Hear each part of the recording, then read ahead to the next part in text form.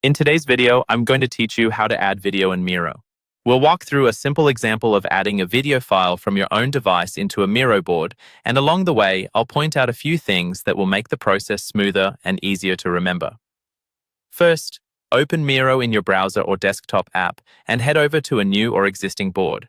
You can use a blank board for practice if you like, just so you're not worried about moving things around. Once your board is open and fully loaded, give yourself a bit of empty space where you'd like the video to appear.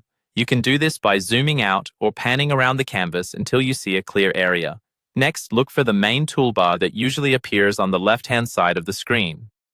On that toolbar, find the option labeled Tools, Media and Integrations. Depending on your screen size, you might see it as an icon that expands when you hover or click. Go ahead and click it to open the media options. This is where Miro groups different types of content you can bring into your board, including images, documents, and of course, videos. Once the media panel is open, you may see a search or filter field near the top. Start typing in the word highlight. In this context, you're simply using the search to quickly surface the relevant media options in that menu, instead of scrolling through a long list.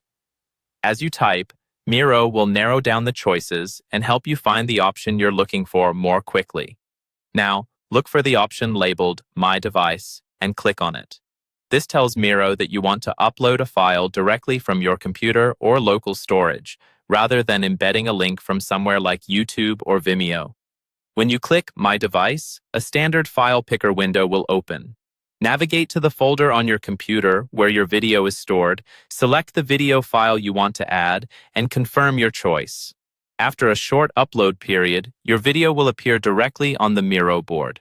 You can click and drag to move it around, drag the corners to resize it, and position it exactly where you want in your layout.